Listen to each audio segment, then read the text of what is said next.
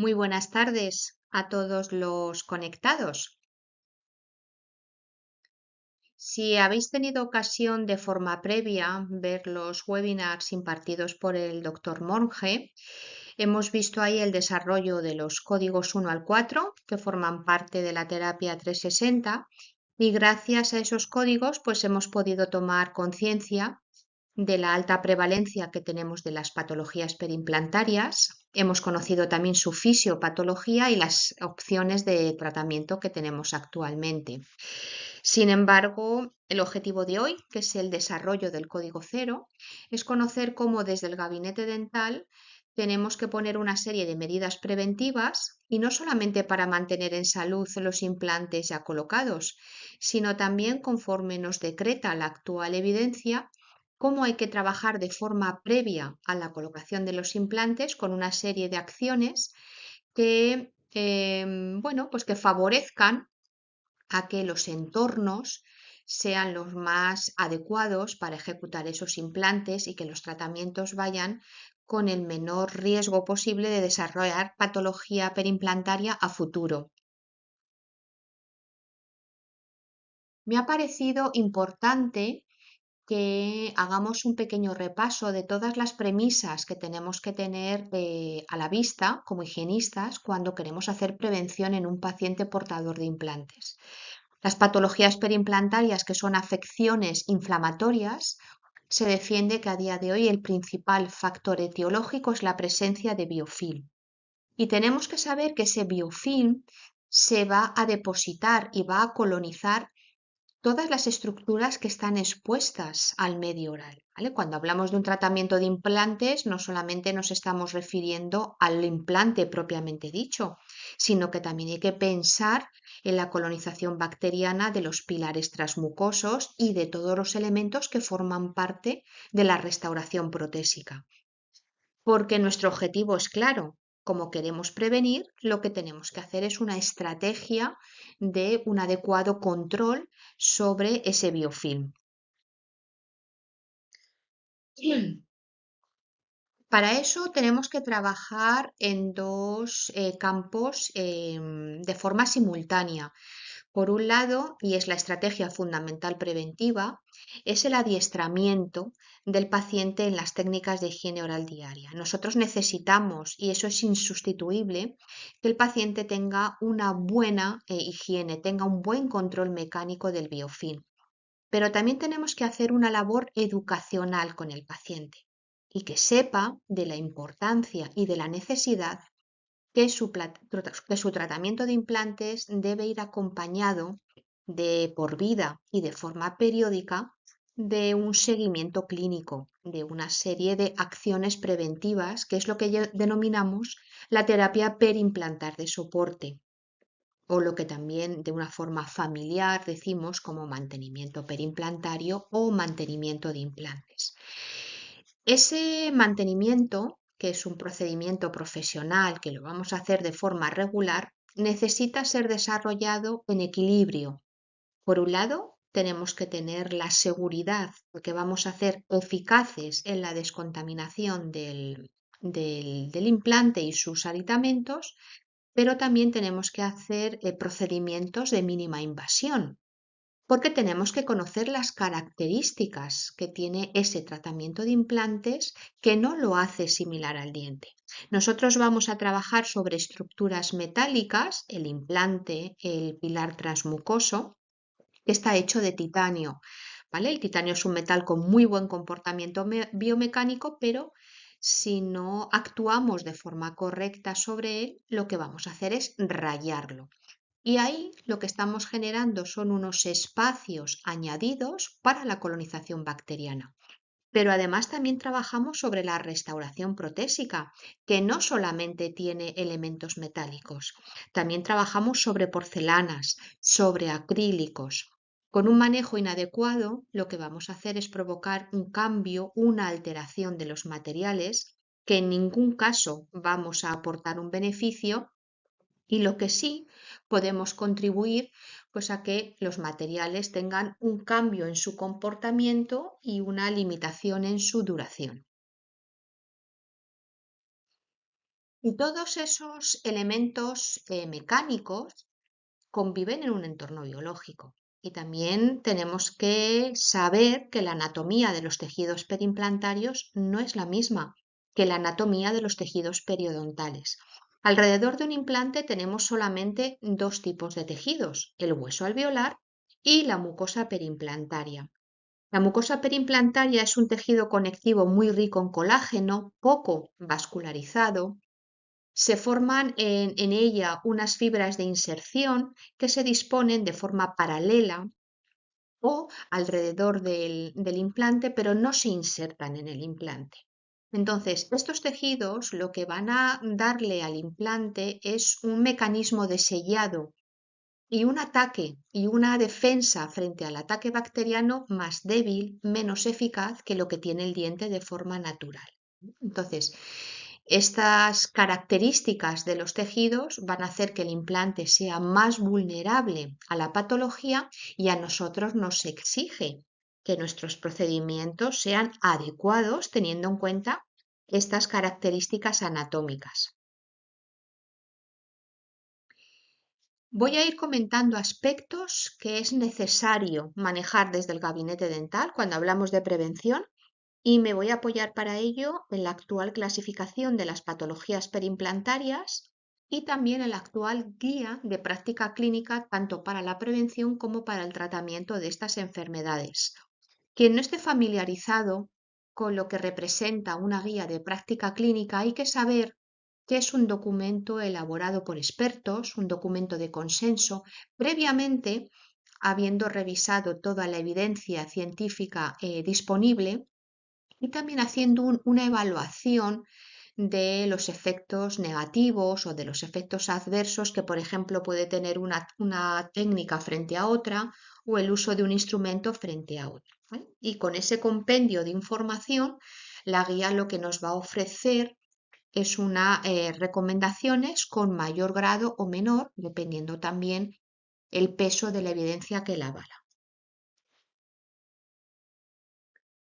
Así que cuando yo evalúo a un paciente que lleva implantes, tengo que conocer y reconocer los signos clínicos que me sitúen en qué escenario puedo estar de cuatro posibles. Porque todos aquellos signos compatibles con patología, tengo que trasladar al odontólogo esta información para que él, como persona responsable, determine si corresponde hacer un diagnóstico.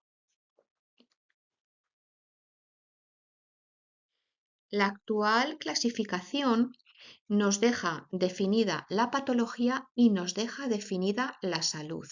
Es verdad que asume que todos los implantes quedan monitorizados al final del tratamiento, lo que se llaman los registros basales. Algo muy importante para nosotros es una guía de referencia para que en los controles sucesivos sepamos qué parámetros hay que observar que se mantienen o el contrario, si estamos detectando algún cambio, ¿vale? Entonces, dicho esto, actualmente la salud perimplantaria se define como la ausencia de signos clínicos de inflamación. Tenemos que saber que la herramienta validada para saber si estamos frente a una situación de inflamación es el sangrado al sondaje. Por lo cual, la salud perimplantaria sería aquella situación que frente a un sondaje suave haya ausencia de sangrado o como mucho un único punto aislado. Y en comparación a los registros basales, no se observan ni cambios en la profundidad de sondaje, ni se observa que haya pérdida ósea progresiva. La pérdida ósea progresiva sería aquella pérdida que aparece añadida a cuando se ha finalizado el remodelado fisiológico. Durante el primer año de carga puede haber una ligera pérdida ósea que se considera fisiológica, no es patológica y que está estipulada en aproximadamente 1 milímetro, milímetro y medio. Sin embargo, puedo reconocer que estoy en una situación de mucositis porque tenemos presencia de esos signos de inflamación, tenemos presencia de sangrado al sondaje. Aquí el sangrado se va a comportar de tres posibles maneras. Localizo más de un punto, Se provoca una línea de sangrado que fluye por el contorno perimplantario o independientemente del punto de sondaje, lo que se consigue es provocar un sangrado muy profuso. La guía nos dice que cuando un implante no se puede sondar, habitualmente por la presencia de la prótesis, y no es posible su retirada, hay que establecer el nivel de inflamación utilizando el índice de sangrado modificado de Montpellier. Yo os lo dejo aquí en la pantalla para que lo tengáis a mano si lo necesitáis, para que sepáis cómo está codificado el índice y cómo hay que manejar los valores para poder obtener un índice de inflamación en tantos por cien. Retomamos nuestra mucositis y aparte de ese sangrado, lo que sí también podemos detectar otros signos de inflamación. Podemos ver eritema, podemos ver hinchazón. Habitualmente esa hinchazón va a ser la responsable de que detectemos que hay un incremento en la profundidad de sondaje. También hay que saber que en presencia de inflamación, las inserciones perimplantarias pues ofrecen menos resistencia al sondaje, entonces nos permite sondar un poquito más profundo. Pero en ningún caso el que haya más profundidad de sondaje va asociado a que haya una pérdida ósea. La mucositis es una afección de los tejidos blandos y no provoca cambios en el tejido óseo. Y si retomamos el webinar de mucositis del doctor Monge, recordar la importancia de detectar de forma precoz la mucositis y hacer una terapia para revertir esa situación porque se defienden que todas las perimplantitis previamente han sido una mucositis. Por eso en los textos, igual que se habla de una prevención secundaria cuando hacemos una terapia para resolver la mucositis, al mismo tiempo se considera que esa terapia es la estrategia más eficaz de prevención primaria para la perimplantitis. Y otro escenario, efectivamente, en el que yo tengo que saber reconocer es la perimplantitis, donde habitualmente va a haber esos signos de inflamación. Suele ir acompañando al sangrado al sondaje también la supuración. En ocasiones hay retracción del margen de la mucosa. Y en el implante monitorizado lo que vamos a observar es cambios con respecto a los registros basales, cambios en la profundidad de sondaje y en la pérdida ósea. Y en el implante no monitorizado lo que hace la clasificación es establecer un conjunto de parámetros para que el odontólogo pueda establecer de forma cierta el diagnóstico. Y se tiene que dar el conjunto de sangrado y supuración al sondaje acompañado de una bolsa de igual o más de 6 milímetros y además una pérdida ósea radiográfica de igual o más de 3 milímetros, teniendo siempre como valores de referencia que la pérdida ósea es una migración adistal desde la parte coronal del implante que se queda intraósea, ¿vale? O lo que es lo mismo, esos puntos que os he marcado aquí en la radiografía, la migración distal, con respecto a la parte más coronal del implante que normalmente se deja intraósea. Eso sería una pérdida ósea progresiva. Y el último escenario a reconocer es la salud perimplantaria en soporte óseo reducido. Es verdad que estos implantes ya han tenido un diagnóstico previo de perimplantitis, pero han sido tratados, tienen un resultado de éxito. Y eso se traduce que cuando yo hago la evaluación, hago mi sondaje perimplantario, no detecto signos clínicos de inflamación. Quiero matizar que aquí una terapia de soporte no es una prevención primaria porque la enfermedad ya ha aparecido, es una prevención terciaria. Lo que estamos haciendo es minimizar el riesgo de progresión, pero hay que reconocer este perfil de paciente porque será un paciente más en nuestro gabinete de higiene en sus citas de mantenimiento. Con respecto a los factores de riesgo, ya os lo he mencionado, tanto para mucositis como para perimplantitis, el principal factor de riesgo que tenemos es la presencia de biofilm, pero para la mucositis también la evidencia nos dice que es un factor de riesgo el tabaquismo y el hecho de que los pacientes hayan recibido radioterapia, y para la perimplantitis el historial previo de periodontitis y la falta de terapia perimplantar de soporte. ¿Por qué son importantes los factores de riesgo desde nuestra visión de higienista dental? Pues entre otros, porque nos van a ayudar a determinar con qué frecuencia debe de venir cada paciente a sus mantenimientos clínicos. La guía nos dice que la prevención primaria comienza desde el mismo momento en que se coloca el implante, pero es verdad que incorpora un concepto añadido, que es la prevención primordial. Hay que hacer prevención antes de colocar el implante y hay una serie de medidas que tenemos que ejecutar para intentar que los tratamientos vayan idealmente exentos de factores de riesgo o por lo menos minimizar la presencia de los mismos, por lo cual nuestro código cero va a empezar con esa prevención primordial.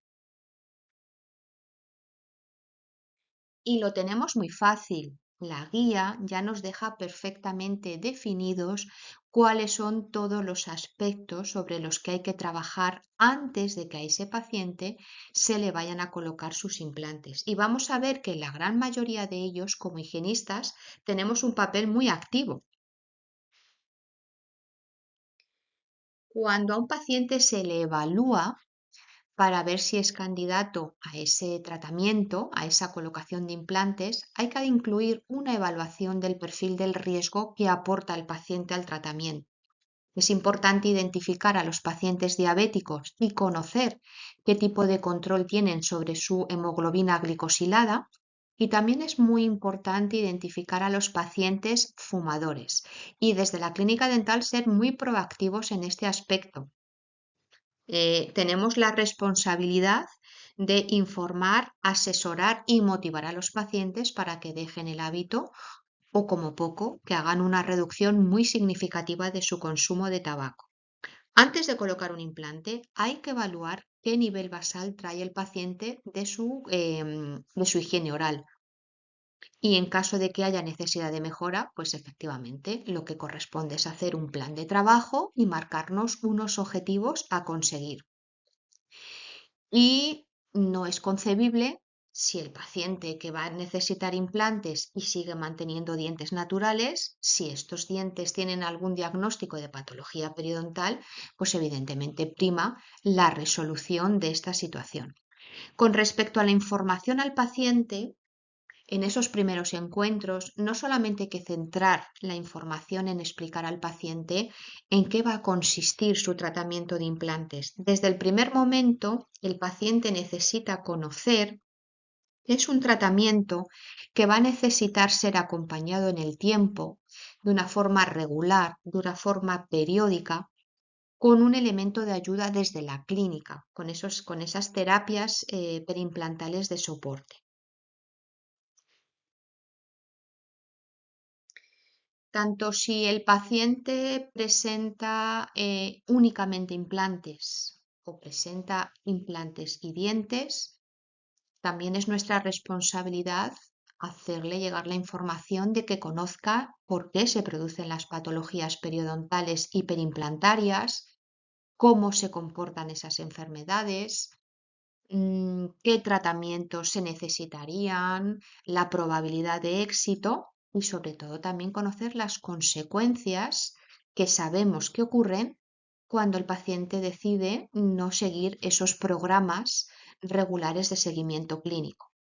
La eficacia a largo plazo del mantenimiento tanto periodontal como perimplantario está más que demostrada. En esta revisión sistemática relativamente reciente, en el apartado de evaluación de los mantenimientos de implantes, en los estudios donde hicieron seguimiento de 5 años a los pacientes, se observó que la presencia de mantenimiento hacía que los implantes tuvieran perimplantitis en un 18% y, sin embargo, en ausencia del mismo, la perimplantitis ascendía a un 44%.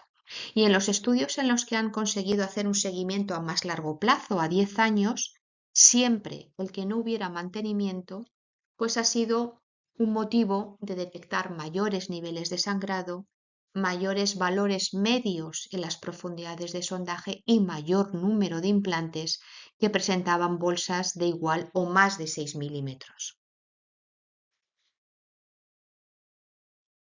Otro aspecto importante de esta revisión sistemática es que aborda el evaluar los predictores de cumplimiento, es decir, todos esos aspectos, esos elementos que sabemos que van a influir o van a estar presentes en el paciente para favorecer su fidelización a esos programas o todo lo contrario, algo que a nosotros nos da información para poder también trabajar en ese aspecto. El principal motivo que alegaron los pacientes que no habían cumplido una pauta de mantenimiento perimplantario fue la ausencia de información y de motivación. Y eso, aunque no nos guste, nos posiciona bueno, pues en un punto de máxima responsabilidad, porque somos nosotros los que tenemos que manejar esa información y somos nosotros los que tenemos que alentar y favorecer la motivación del paciente. Con los predictores positivos para favorecer el cumplimiento de los mantenimientos de implantes están los pacientes que tienen un diagnóstico de periodontitis, bueno, son conocedores de su enfermedad, conocen sus consecuencias, suelen estar fidelizados a un mantenimiento periodontal. Si además han recibido tratamiento quirúrgico, son más fácil motivables a esos seguimientos. Y también juega un papel importante si el paciente tiene una actitud positiva en su higiene oral basal. Tenemos que conocer que la mayor tasa de abandono en los mantenimientos se produce en los primeros años post tratamiento, por lo cual todos los pacientes que sean capaces de superar esa franja de tiempo, sabemos que va a ser más fácil que también sean constantes a largo plazo. Y entre los predictores negativos tenemos como punto en común los pacientes fumadores. Bueno, los autores argumentan que el paciente fumador tiene una tendencia a evitar el ir de forma recurrente a los servicios sanitarios, ¿no? Siempre es ocasión de recordarle que tiene que dejar de fumar. Eso no significa que yo, para conseguir que mi paciente venga a mi mantenimiento de implantes, el tema del tabaco no lo vayamos a abordar. Soy personal sanitario, es mi responsabilidad informar, asesorar, motivar al paciente en ese sentido, pero también tendré que hacerlo, bueno, pues en un gesto de comunicación asertiva. Yo voy a darle la información que considero oportuna, pero respetaré la decisión que tome el paciente sobre con respecto a su hábito y a su salud. Y también nos dicen que los pacientes que no han recibido tratamiento previo a la colocación del implante son más fáciles en el hecho de que no acudan de forma regular a sus seguimientos. Y es bastante entendible si el paciente no ha tenido ocasión de venir de forma regular a la clínica, tampoco nosotros hemos tenido ocasión de hacer esa labor educativa con el paciente en lo que denominamos la cultura de la prevención. El último aspecto que forma parte de la prevención primordial es verdad que no es un campo de acción del higienista dental, no somos los responsables de hacer un adecuado diseño de la fase quirúrgica y de la fase rehabilitadora, pero sí, cuando el paciente viene a mantenimiento, tengo la obligación de comprobar que la prótesis reúne esos requisitos que le permite al paciente hacer una buena higiene oral en casa y a mí me permite hacer un adecuado sondaje perimplantario y tengo un buen acceso para eliminar el biofilm. En caso contrario, es una nueva situación a reportar al odontólogo para ver qué valore y qué decisiones tomar para solucionar este hecho. Pues os voy a ir comentando todos los aspectos de máxima recomendación que tenemos desde la guía. Lo primero es saber qué tipo de registros basales tenemos que realizar y en qué momento. El primer sondaje hay que hacerlo a los 3 meses de la colocación de la prótesis. ¿Y qué premisas tenemos que saber con respecto al sondaje perimplantario? Pues que tengo que dejar registrado en la historia si el sondaje lo hago retirando la prótesis o manteniendo la prótesis.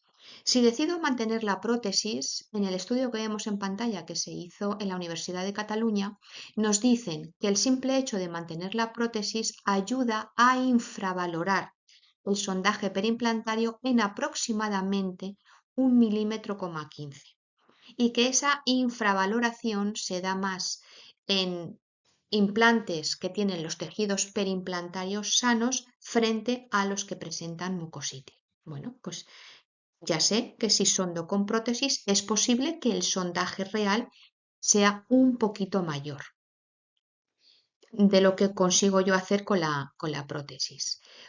Cuando sondamos los implantes no tenemos las referencias anatómicas fijas que tenemos en los dientes. Lo que solemos hacer es sondamos hasta notar la resistencia del fondo del surco y medimos hasta llegar al margen de la mucosa. Habitualmente, el margen de la mucosa es coincidente con el margen de la restauración protésica, pero no siempre es así. Hay veces que estos márgenes no coinciden y se puede tomar la decisión que el sondaje se establece desde el fondo del surco a el margen de la prótesis. Si ese es el caso, lo único que hay que hacer es registrado en la historia cuáles han sido los parámetros que se han tenido en cuenta para replicarlos en futuros sondajes. Con respecto al instrumental, lo único que nos dicen es que la punta de la sonda tiene que tener un diámetro de 0,5 milímetros, que la fuerza del sondaje perimplantario tiene que ser ligera, el equivalente a 0,20 newtons. Yo la verdad que la primera vez que leí esto, a mí me surgió la cuestión, digo, bueno, ¿y cómo me calibro yo para saber que hago una presión de 0,20? He buscado información, he recurrido a diferentes fuentes, he consultado la inteligencia artificial y no os puedo dar una respuesta realmente práctica, porque todo pasa por tener un calibrador digital médico de precisión que creo que no tenemos en ninguna clínica dental.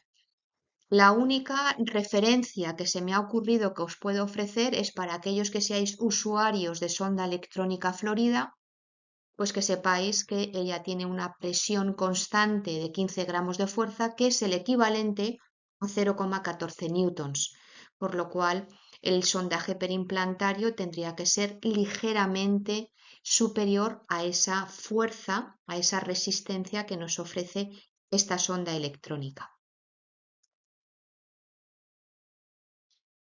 Y por último, lo que tenemos que hacer en nuestro sondaje es un registro circunferencial en 6 puntos, exactamente igual que en un diente.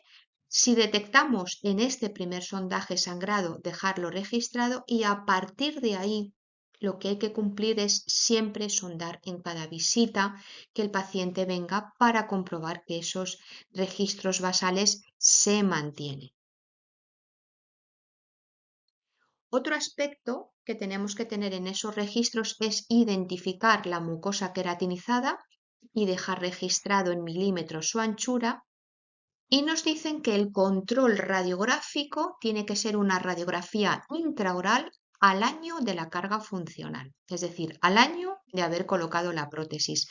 El remodelado fisiológico ya se habrá realizado y esa radiografía lo que nos va a dejar pues, es el registro final de cómo queda la relación del hueso con respecto al implante.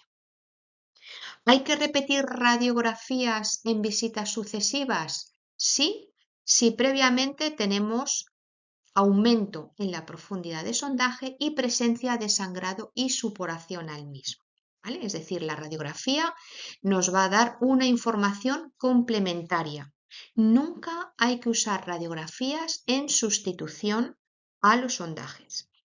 Y como existe la posibilidad de tener que replicar las radiografías en el tiempo, tendremos que tener la certeza que los parámetros de ejecución son los mismos, por lo cual la técnica a utilizar es la técnica paralelizadora utilizando los posicionadores.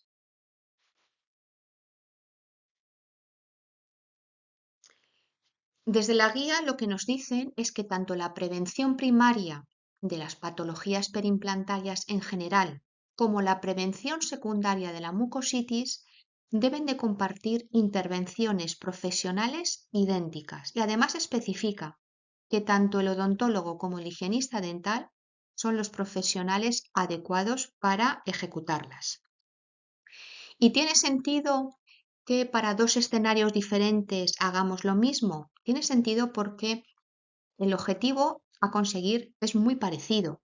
Nosotros para mantener un implante en salud lo que buscamos es tener los tejidos libres de inflamación y para conseguir que un implante afectado de mucositis entre en unos parámetros de salud, lo que hacemos es una terapia para conseguir controlar y eliminar la inflamación, ¿vale?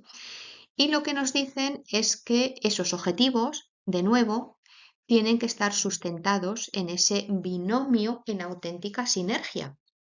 Hay que dar al paciente instrucciones personalizadas de higiene oral y de forma periódica hay que hacer una acción profesional que se encargue de eliminar el biofilm que se acumula tanto a nivel supra como subgingival. Lo primero que nos va a condicionar para hacer ese plan de trabajo en la higiene oral personalizada de un paciente portador de implantes es el diseño de la prótesis. No va a requerir la misma acción una prótesis implanto soportada que el paciente va a ejecutar el 100% de su higiene oral de forma intraoral a una prótesis implanto retenida, que el paciente necesita realizar una higiene intraoral y una higiene extraoral, porque su prótesis es removible.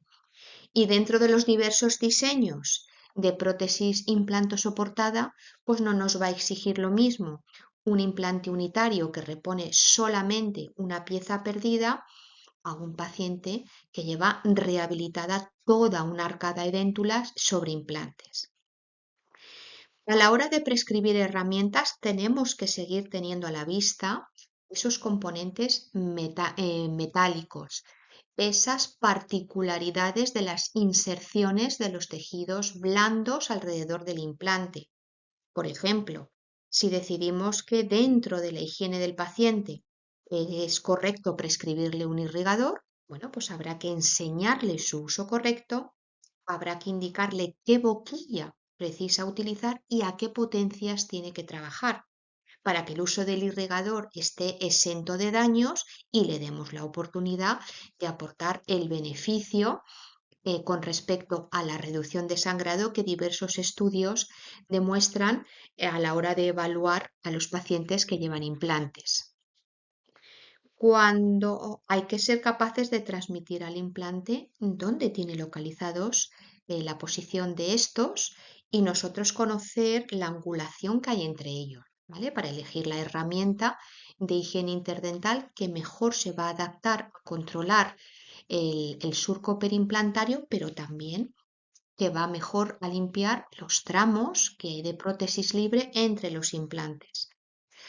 Hay veces que las restauraciones tienen unas dimensiones que van a sobrepasar el campo de acción del cepillado, por lo cual habrá que prescribir higienes en dos fases, una muy importante, el cepillado que controle la placa acumulada entre el margen de la mucosa y la unión a la estructura protésica y luego una segunda fase para terminar de higienizar el resto de la prótesis. Aquí desde luego va a ser de mucha ayuda también todos esos cepillos que tenemos modificados, adaptados a estas circunstancias como es el angular o el sulcular. Y todos estos aspectos, pues es uno de estos retos diarios que tenemos como higienistas, saber encuadrarlos para adaptarlos al nivel de destreza y al nivel de motivación que tiene cada uno de nuestros pacientes.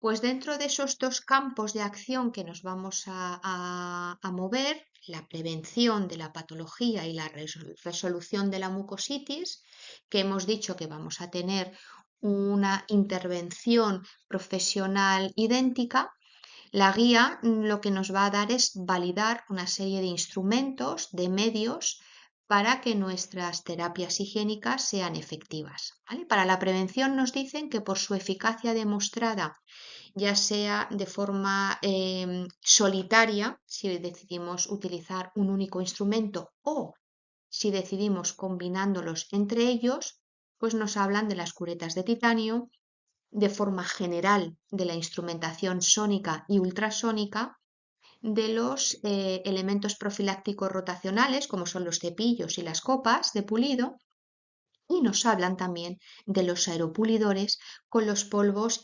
específicos para uso en implantes, como es la glicina y el eritritol. Y para esas terapias de resolución de la mucositis, los instrumentos que han demostrado por sí solos ser altamente eficaces, pues tenemos de nuevo las curetas de titanio. En este caso tenemos la instrumentación ultrasónica, pero especificada con las puntas plásticas. También nos hablan de un cepillo en concreto, de los cepillos de Chitosan, y de nuevo entran en juego los aeropulidores con el polvo de glicina, ¿vale? Por lo cual vemos que para ambos escenarios tenemos coincidencia de instrumentos y además la unidad PTB tiene una serie de elementos que encuadran perfectamente en estos instrumentos validados por su eficacia. ¿Cuál es el escenario quizás más complicado a resolver en una cita de mantenimiento perimplantario? Bueno, pues salud perimplantaria en soporte óseo reducido, un implante con exposición de espiras porque no se le ha realizado implantoplastia y además se le ha formado cálculo en esas espiras. Bueno, pues lo que tenemos que saber es que aquí no es una herramienta de elección el aeropulidor. La limitación de los aeropulidores es precisamente el trabajo sobre cálculo. Funcionan en biofilm y funcionan en depósitos blandos, por lo cual tenemos que recurrir a esos otros instrumentos validados. En la última edición de la revista Perioclínica se ha hecho un dossier haciendo un repaso actualizado de todos los medios que hay para descontaminar superficies de implante y nos cuentan ventajas y desventajas a tener en cuenta. Por ejemplo, curetas de titanio. Nos dicen que para eliminar cálculo en zonas de espiras, pues tiene una eficacia limitada. Sin embargo, van a provocar una alteración importante, severa, en la superficie del implante. Y nos recomiendan los autores que las curetas tienen que ser relegadas al desbridamiento del tejido blando. ¿Sí? Estamos hablando en un mantenimiento de salud perimplantaria, no tenemos que desbridar ningún tipo de tejido. Y lo que nos dicen es que los instrumentos que han demostrado ser más eficaces para quitar cálculo en estas circunstancias, evidentemente son los instrumentos ultrasónicos y en concreto las puntas de metal. Pero tienen el gran inconveniente que es el instrumento que provoca los cambios más severos sobre la superficie del implante. Pero en presencia de cálculo tendremos que optar por uno de ellos y la recomendación que nos ofrecen es trabajar con las superficies laterales de los instrumentos para minimizar el daño. Es decir, no hay que incidir nunca con la punta del instrumento sobre la superficie del implante. Alguno podéis estar pensando ya que si en este caso aplica utilizar nuestra unidad ultrasónica con puntas PIC. El PIC es un material termoplástico que se ha diseñado para trabajar sobre superficies delicadas, como puede ser una restauración protésica, como puede ser un cuello pulido de un implante, un pilar transmucoso. Sí es verdad que va a ser menos eficaz para quitar el cálculo que una punta de metal, pero no va a ocasionar daños sobre la superficie pulida sobre la que trabaje. ¿Podemos utilizar PIC en zona de espiras? No debemos, porque es verdad que el roce del plástico con las espiras lo que va a favorecer es que se queden microresiduos. Pero aparte de este escenario, el resto de las situaciones que vamos a tener en un mantenimiento de salud perimplantaria o inclusive en una situación de mucositis son campos de trabajo más favorecedores. Vamos a trabajar sobre estructuras intraorales, como puede ser el cuello pulido del implante, el pilar transmucoso, la propia restauración protésica, que son superficies lisas, pulidas, poco retentivas. Si es verdad que se pueden colonizar de biofilm, si es verdad que pueden acumular depósitos de placa y en caso de que acumulen cálculo, siempre va a ser un cálculo fácil de eliminar. Por eso la máxima recomendación es que las restauraciones sean atornilladas. Permiten su retirada, nos aseguran un acceso 360 al contorno perimplantario y además nos permite descontaminar todos los elementos de la estructura protésica y en todas sus caras, incluidas las juntas atornilladoras. Y llegados a este punto, lo que sí, basándonos en esta última publicación, lo que nos dicen que tanto para nuestro mantenimiento perimplantario como para nuestra terapia básica para resolver la mucositis, los aeropulidores actualmente se manifiestan como la herramienta más interesante. Debería de ser nuestra primera herramienta de elección por muchos puntos positivos. Han demostrado ser más eficaces en la descontaminación del biofilm que la instrumentación ultrasónica, a pesar de usar puntas de acero o inclusive utilizando puntas PIC, pero tienen una gran ventaja añadida. Tanto el aeropulido de glicina como de eritritol se comportan como la herramienta menos invasiva a día de hoy. En lo que se refiere a términos de provocar cambios sobre la superficie del implante y también en lo que se refiere al poco daño que ocasiona en los tejidos blandos. ¿Vale? Y de nuevo, insisto, que para el trabajo en esas estructuras lisas y pulidas en presencia de cálculo, podemos complementar la acción de nuestro aeropulidor con nuestra punta PIC, que va a quitar el cálculo poco adherido de forma fácil y nos va a asegurar que no va a generar ningún daño en la superficie. Y este es un caso totalmente resuelto con la unidad PTB, en donde con el aeropulidor supragingival y con una glicina de 25 micras, pues hemos quitado de una forma eficaz, rápida y muy confortable para el paciente todos los depósitos de materia blanda y con la ayuda de la unidad ultrasónica y de la punta PIC hemos eliminado los depósitos de cálculo que había principalmente en la estructura protésica, pero también en algún contorno perimplantario. Y el resultado pues es esa terapia perimplantar de soporte equilibrada, donde tenemos un 100% de eficacia en la descontaminación de todas las superficies y esa mínima invasión tanto en los elementos mecánicos como en ese entorno biológico donde están alojados. Si en algún momento la prescripción es hacer un mantenimiento perimplantario manteniendo la restauración protésica, como puede ser, por ejemplo, una corona unitaria con un diseño óptimo que nos va a permitir un acceso en todo el contorno perimplantario y además el surco no tiene más profundidad más allá de 4 milímetros, pues sabemos que con nuestro aeropulidor supragingival dirigido hacia el surco perimplantario respetando tanto la angulación como la distancia de trabajo recomendada, vamos a acceder a todas estas estructuras que se encuentran inmersas en ese surco perimplantario y vamos a tener una certeza de poder descontaminar todas esas áreas de biofilm.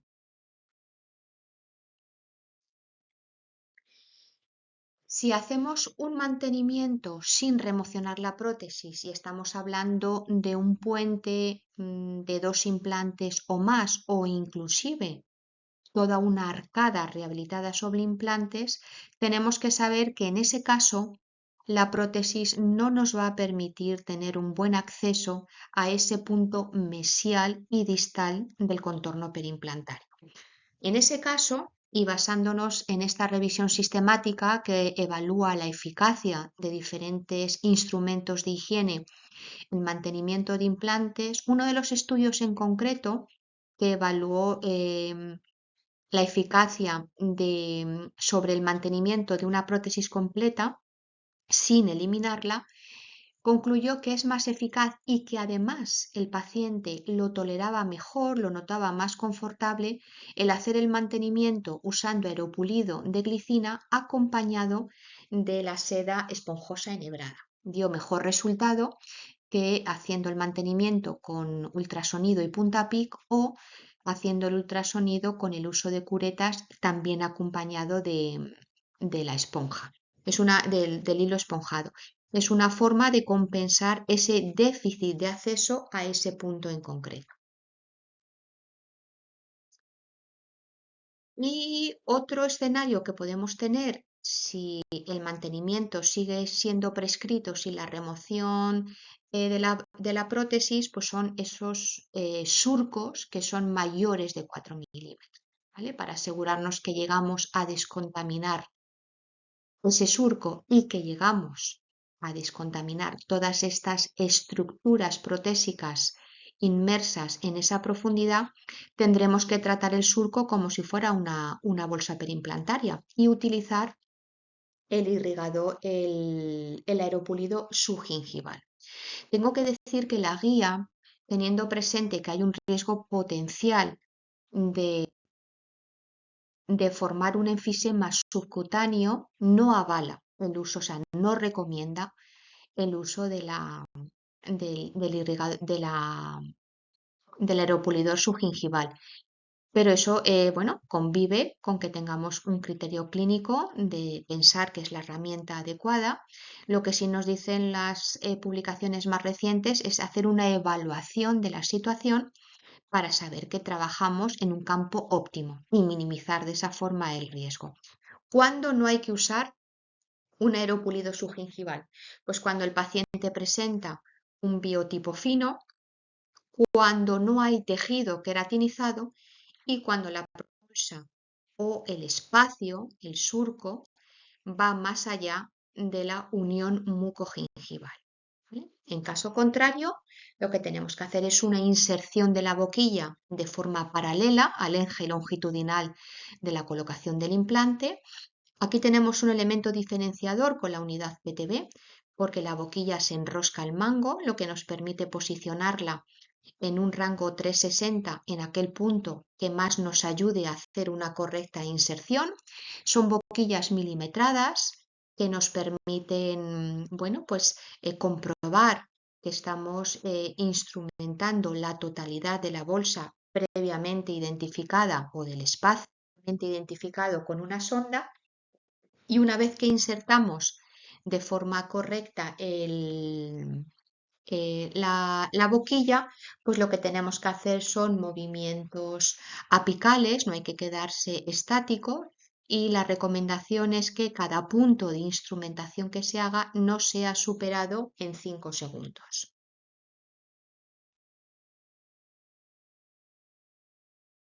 Pues la última recomendación que os voy a mencionar de la guía es todos los pasos que deben formar parte de nuestro mantenimiento perimplantar. Siempre hay que hacer una revisión y actualización del historial médico, oral y social del paciente, no descuidar la revisión de los factores de riesgo, recordar paciente diabético, paciente fumador, y aquí también nos aconsejan identificar la presencia de serostomía, que es un factor de riesgo para el acúmulo de biofilm y para la disbiosis oral. La cavidad oral hay que revisarla en su totalidad. Si el paciente tiene dientes, nos tendremos que asegurar que está en salud tanto dental como periodontal, y la evaluación de la salud perimplantaria, recordar que está sustentada en el sondaje perimplantario. También hay que observar el estado de todos los componentes que forman parte de la restauración protésica. La higiene oral no solamente la vamos a abordar en ese acto único de cuando le enseñamos al paciente lo que tiene que hacer, ese plan de trabajo que va unido a una consecución de objetivos, pues habrá que monitorizar que los conseguimos y que cuando se consiguen, se mantienen en el tiempo. Por lo cual el tema de la higiene oral siempre tiene que estar presente en todas las citas de mantenimiento. Habrá que revisar y, si procede, reinstruir y remotivar. Y finalmente haremos esa eliminación profesional del biofilm, del cálculo. Ya hemos visto esas herramientas validadas, ya hemos visto que los aeropulidores nos ofrecen eficacia y mínima invasión. Y por último, lo que tenemos que establecer es cuándo tiene que venir el paciente en su próxima cita. Para esto no hay a día de hoy un contexto claro, pero sí nos dan unas recomendaciones que en situación de salud perimplantaria y ausencia de factores de riesgo, el paciente tiene que venir cada 6 meses, 2 veces al año. Sin embargo, si hay factores de riesgo, la recomendación es acortar la frecuencia, que venga cada 3 o 4 meses. Si hemos hecho una terapia básica para resolver una mucositis, hay que reevaluar entre 2 o 3 meses, y si persisten los signos de inflamación, retratar. El objetivo es llevar al paciente a una situación de salud y, a partir de ahí, establecer las pautas de frecuencia que correspondan. Y por último, para el paciente que ha sido tratado de una perimplantitis durante el primer año post-tratamiento, tiene que venir con una frecuencia máxima entre 3 o 4 meses, y a partir del año le vamos a reevaluar y vamos a personalizar su frecuencia. Y esa personalización, de nuevo, va a girar en torno a los factores de riesgo que aporta el paciente, pero también factores de riesgo asociados a la situación del implante y a las condiciones de la restauración protésica. Y con esto, inicialmente agradecer la atención prestada. Espero haber cumplido mi objetivo. Sobre todo, mi intención era que conociéramos pautas conforme lo que evidentemente dictamina a día de hoy la evidencia, pero que sean fácilmente aplicables en vuestro gabinete de higiene y que las podáis poner en práctica desde mañana mismo. Y yo, por mi parte, Belén, si te parece, damos ya paso a resolver la cuestión de las preguntas que hayan ido surgiendo.